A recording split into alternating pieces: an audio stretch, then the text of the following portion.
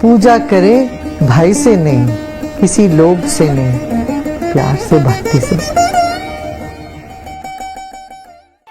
किसी भी पूजा करना पहले गणपति की पूजा करो, माने गणेश तत्व को हम अपने भीतर जगाओ। तमोगुण से सतोगुण के ओर बढ़ना है, यह पूजा का प्रथम चरण। तो मिट्टी से गणपति को बनाया, फिर कहते हैं गणपति का प्राण मेरा प्राण, इनका जीव मेरा जीव, जो मेरे भीतर हमेशा रहते हो, थोड़ी देर इस मूर्ति में आके बैठ जाओ, ताकि मैं आपसे खेलना चाहता हूँ। जो आपने मेरे साथ किया वह सब मैं आपको प्रदर्शन करना चाहता हूँ। ईश्वर ने हमको जल दिया, हम जल चढ़ाते हैं। वह प्रभु ने हमको फल दिया तो हम फल चढ़ाते हैं। पुष्प दिया, पुष्प चढ़ाते हैं। सूरज और चांद से वो नित्य हमको आरती करते रहते हैं।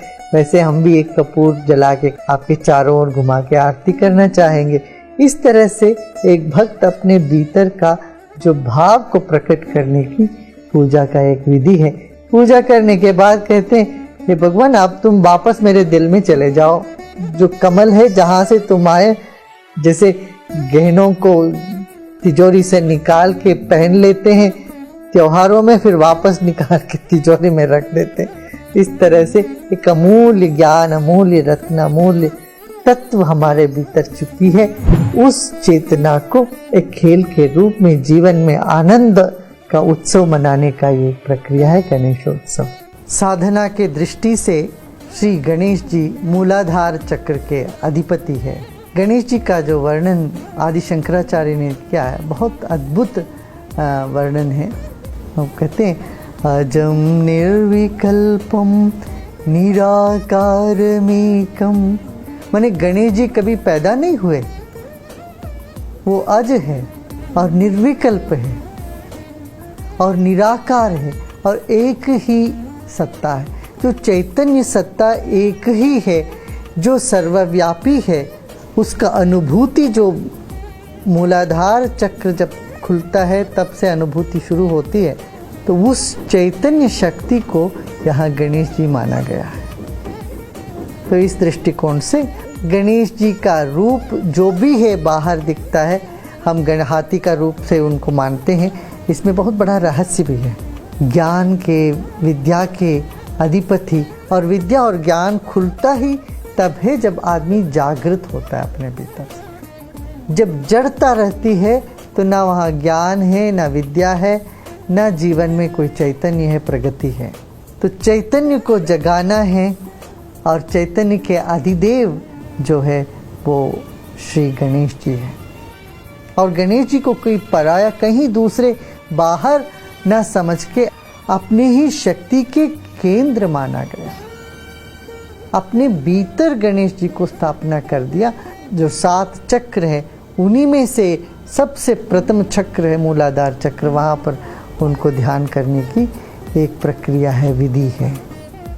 तो ध्यानम निर्विषयम, मना ध्यान तो कोई विषय नहीं होता मन में, तो बाह्य विषय, स्थूल विषय नहीं होता, तब सूक्ष्म विषय का अवलंबन लेते हैं। तब ये जो एक निराकार रूप फिर भी एक साकार रूपी गणेश जी है, उनकी प्रार्थना आदिशंकर ने किया है। अति श्लाघनीय, अति मधुर है। अजं निर्विकल्पम निराकारमेकं निरानन्दमानन्दमद्वैतपूर्णं परं निर्गुणं निर्विशेषं निरीहं परब्रह्मरूपं गणेशं भजेमा। जो निराकार तक नहीं पहुंच पाते हैं वो साकार के इस आलंबन के साथ साथ चल चल के फिर निराकार ब्रह्म तक पहुंच जाते हैं। तो साकार रूपी जो गणेश जी है, गजवदन है, उनका पूजा करते करते फिर एक निराकार निरंजन परमात्मा है जो गणेश है, वहाँ तक पहुँचने की अद्भुत अनूठी कला है हिंदुस्तान में। परब्रह्म रूपम गणेशम भजेमा। तो ऐसे ही गणेश को भजो जो सर्वव्यापी है। जगत कारणम कारण ज्ञान रूपम सुराधिम सुखादिम गुणेशम गणेशम जगद्व्यापिनम विश्ववन्द्यम सुरेशम परब्रह्म रूपम गणेशम भजेमा। जिस चैतन्य शक्ति सारे संसार के कारणभूत है, जिनसे सब कुछ निकला है, जिससे सब कुछ चल रहा है और जिस शक्ति में ही सब कुछ विलीन होने वाली है, ऐसी जो शक्ति है वही शक्ति, वह कारण रूपी शक्ति ही परमात्मा है। वही परमात्मा ही परब्रह्म रूप श्री गणेश है। जगत कारण, जगत का कारण है, कारण ज्ञान रूपम। ये जगत का कारण के बारे में जानना भी एक सूक्ष्म ज्ञान है। वो ज्ञान भी गणेश ही है, ज्ञाता भी वही है, ज्ञान भी वही है। तो इसमें बहुत सुंदर ज्ञान, ज्ञाता और ज्ञेय। हम तो गणेश जी को ज्ञेय के रूप में पूजा करने लगते हैं। ये उत्तम पूजा नहीं है। जो ज्ञेय वस्तु करके बाहर का देखते हैं तो उसमें आत्मसात नहीं होता, तब तो दृष्टा उससे अलग रहता है। तो कहते कारण ज्ञान रूपी है, देखने वाला ही है वह चैतन्य। जो सब कुछ देखता है वह देखने वाला चैतन्य में निहित है, वह शक्ति गणेश जी की शक्ति है। पूजा तो एक खेल है। सच में देखें तो पूजा अपने मन की भाव को व्यक्त करने का एक अनूठी कला है। तो एक भक्त भगवान के साथ खेलना चाहता है, मांगना नहीं चाहता। यदि भक्त मांगता है, उसकी मांग भक्ति से बड़ी हो जाती है। इसलिए भक्त सिर्फ प्रभु को ही चाहता है, यदि चाहता हो तो, नहीं तो प्रभु के साथ सिर्फ खेलना चाहता।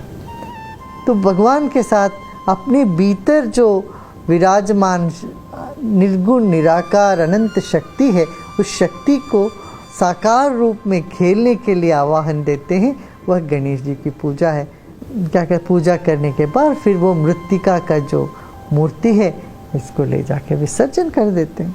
खूब जानते हुए ईश्वर सिर्फ मूर्ति में नहीं है, ईश्वर सर्वव्यापी है और उस सर्वव्यापी को साकार रूप में पाकर वह साकार का भी आनंद लेने का ही त्योहार गणेशोत्सव है।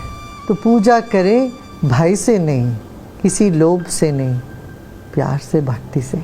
बाह्य पूजा से श्रेष्ठ है मानसिक पूजा। मानसिक पूजा में हम यही कहेंगे, जैसे आदि शंकराचार्य का अद्वैत चैतन्य सत्ता को ही गणपति मान लिया और वह गणपति शक्ति जगत के कारण रूप है। जगत कारणम कारण ज्ञान रूपम सुराधिम सुखादिम। सब सुख का, सच्चा सुख का शुरुआत इस चैतन्य से है। हमारे भीतर कण कण जब चैतन्य से भर जाता है, जो मस्ती आनंद जो भीतर से फूट के निकलती है, बाहर वाला दिखाने वाली जो प्रसन्नता नहीं, ऐसे बाहर से मुस्कुरा देते हैं, खुश हो जाते हैं, वो किसी काम का नहीं है, पर अंदरूनी प्रसन्नता सब सुख की शुरुआत है। सब तरह की मस्ती का, प्रेम का प्रस्फुरण वहीं से शुरू होता है। सब गुण के भी वो स्वामी है, प्रभु है। हमारी आत्म चैतन्य गुण के भी अधिपति है। अक्सर हम समझते हैं अच्छे गुण को हम अभ्यास के द्वारा लेके आए जीवन में, ये कभी नहीं संभव होगा।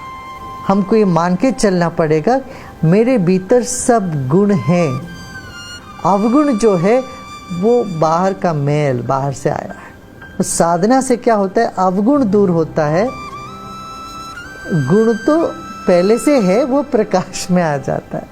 भगवान श्री कृष्ण ने भी दैवासुर संपत्त विभाग योग में उन्होंने बताया कि अर्जुन को, अर्जुन सारे दैवी गुण तुझ में है ही है, तो मान के चलना तुम्हारे भीतर सब गुण है। वो गुण के अधिपति गणेश जी है, वो उसको छुपा के बैठे हुए हैं।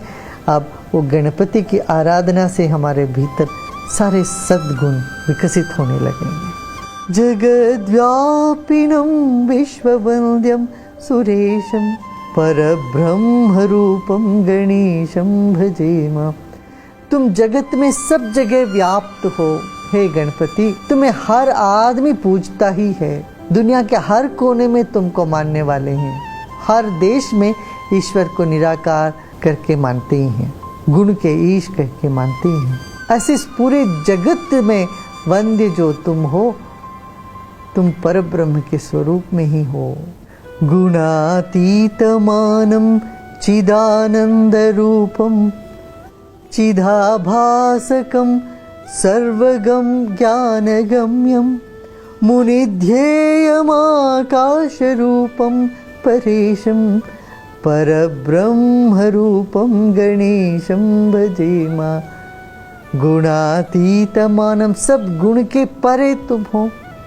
वो चैतन्य हो तो ही गणपति का अनुभव हो सकता है, गणेश जी का। हमारे भीतर थोड़ा बहुत जागृति आए तो हम उसको पहचान पाते हैं, जड़ बुद्धि वाले नहीं पहचान पाएंगे। श्री चिदाभासकम सर्वगम ज्ञानगम, सब जगह है और ज्ञान से ही तुमको जाना जा सकता है। इसलिए महागणपति को विद्या के अधिपति करके मानते हैं। मुनिध्येयमाकाश रूपम परेशम, तुम्हारा स्वरूप क्या है? जो ज्ञानी लोग, मुनि लोग जब ध्यान करते हैं, उनके ध्यान चित्त में जो निरंजन निर्विकल्प आकाश है, वह चिदाकाश ही तुम वस्तु नहीं हो, व्यक्ति नहीं हो, तुम चिन्मयता हो, चिदाकाश हो, आकाश ही हो। मुनिध्येयमाकाश रूपम, तुम्हारा रूप क्या है? मुनि का जो ध्येय है, जो ध्यान करते हैं मुनि, वह आकाश रूपी तुम हो, सर्वव्यापी तुम हो। उस परब्रह्म रूपी गणेश जी को मैं बार बार भजूंगा। इसलिए मूर्ति को सामने तो रखिए, बड़े प्यार से पूजा करें, फिर ध्यानस्थ होकर बैठ जाओ, आंखें बंद करके अपने भीतर उनको महसूस करना, अनुभव करना। ये पूजा का रहस्य है। ये गणेश चतुर्थी का जो त्योहार है, उसका साद्गुण्य, इसका फल है, जिसमें हम अपने भीतर छिपी हुई चेतना में निहित गुणों को जागृत करते हैं।